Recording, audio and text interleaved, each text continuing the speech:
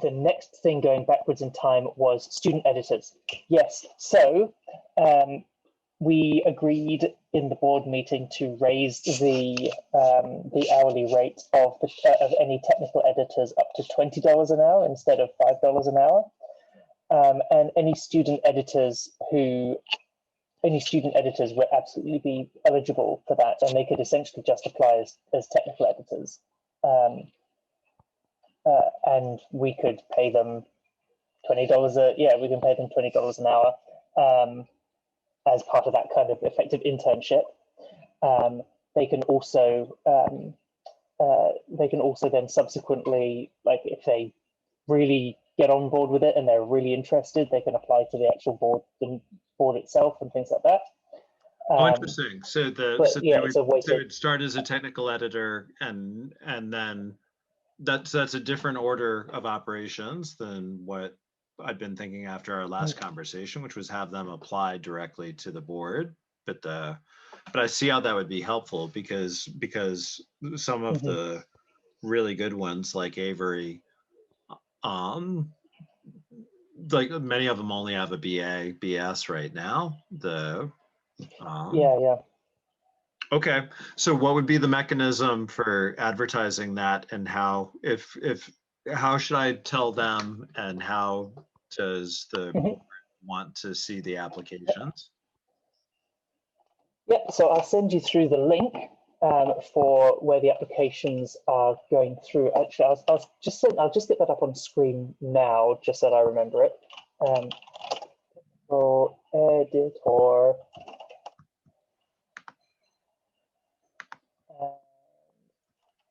Just share screen briefly. Here we go. So this was where we had the application of Massly. So yeah, the way that we did it previously, where Massly was the applicant, is we said, indicate your name or username, your qualifications, any relevant qualifications, and then I confirm I'm going to act in accordance with the policies. And so this was his entire application. And then we had the vote on it, and then we indicated the employment agreement. So what it would essentially be is I'll archive this into a little archive folder, and it would be the case of, okay, anyone who wants to apply for it, here is the page that describes what the actual, firstly, what the hiring process is, what the funding is going to be, what the roles and tasks are going to be.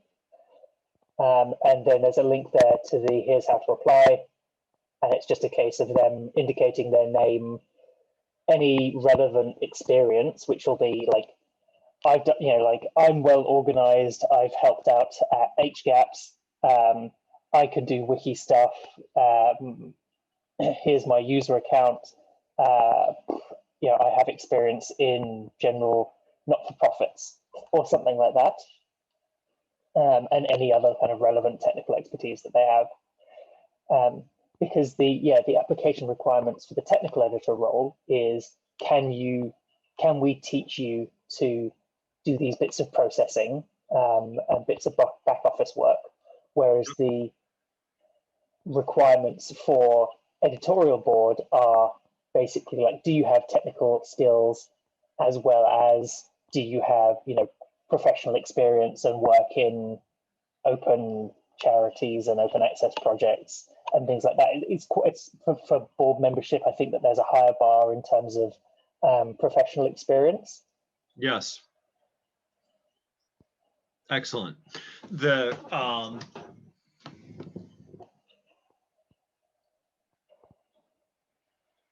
And I think I put some of the, this is great. I see the process. I just need you to drop the link in the chat. Do you have a sense of how many would be helpful versus how many is too much, or more than 0 and less than? I think if we had 10, that would be too many. I think if we had 5, that would be manageable. Anywhere between 1 and 5 is ideal. Anywhere above 5 is reasonable. above 10 is probably ending up with more work designating tasks between them than is saved by the tasks being done. Yes. But I don't think that there's any harm in having a reasonable number and essentially having them on the fly liaise amongst themselves. They'd have some kind of either mailing list joint between them, or some other dashboard or Slack channel or whatever however they prefer to work. Yep. That would just basically be like, okay, these tasks are coming in. I'll pick that one up. I'll pick that one up. Oh, I can do this by Wednesday. And someone else says, actually, you know what? I could just do that today. Sorry to steal it out from under you, but it's probably better to get it done quick. And then just people recording the hours that they spend doing things. And as I said to Massley, round it up. So like if you spend 20 minutes doing something, that's rounded up to an hour. I don't think that it's reasonable to be really stingy with pay rate when it's low pay rate, and also that punishes people for being efficient. So to begin with, we're doing everything as an hourly thing with kind of generously estimated how long it takes to do each task. And we've got those processes and time estimates on a separate summary page for like how to actually do all of these things. Interesting. So just do that. Yeah. I already have a sense that it would not be unanimously popular with the board, but the model that I keep wanting to try is a piecework model, where there's a lump sum for a particular deliverable. Mm-hmm. Because then that's the maximal reward for efficiency. Yeah. But I actually agree with that. I think the main issue so far previously has been I think people haven't had a good feel for how long it takes to do particular items. And so it's been like, I think a lot of people's sticking points is, well, how do we even put a monetary value on that? And I actually think the starting point is we do it by hour. Like we have an expected hourly pay rate.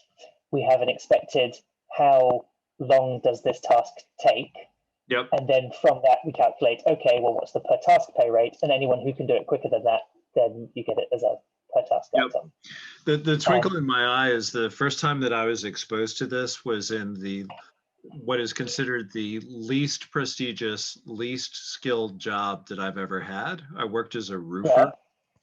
Cool. So tearing off the old roof and putting the new roof on, and I got hired at an hourly rate, and the company owner was an MBA, real character, MBA from Penn State, and he wasn't used to hiring college students. It was so like the other people on my crew were someone who just got out of jail, someone who wasn't going to finish high school, and me.